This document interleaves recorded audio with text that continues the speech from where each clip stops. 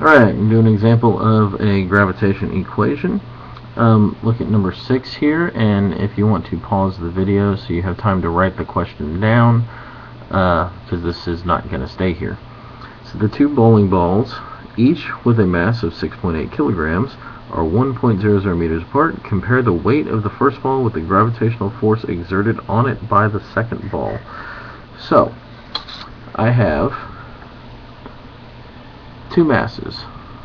Mass 1 is 6.80 kilograms, and the question said that each of the bowling balls, so that means mass 2, was also 6.80 kilograms, and the distance between them is 1.00 meters.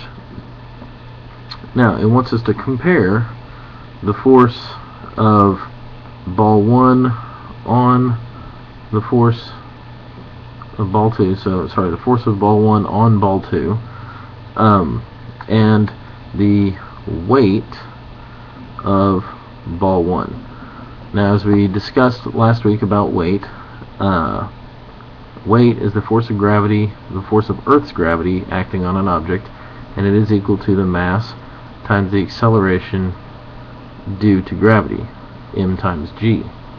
So the weight of ball 1 is its mass, 6.8 kilograms, times the acceleration due to gravity, negative 9.8 meters per second squared.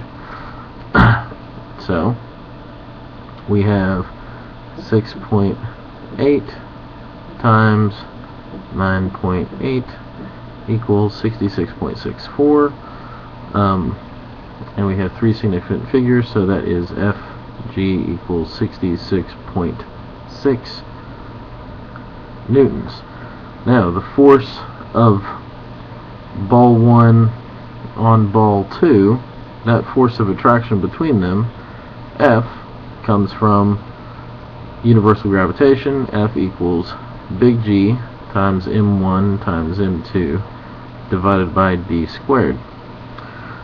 Well, so that force is going to be 6.67 times 10 to the negative 11th newtons times meters squared per kilogram squared.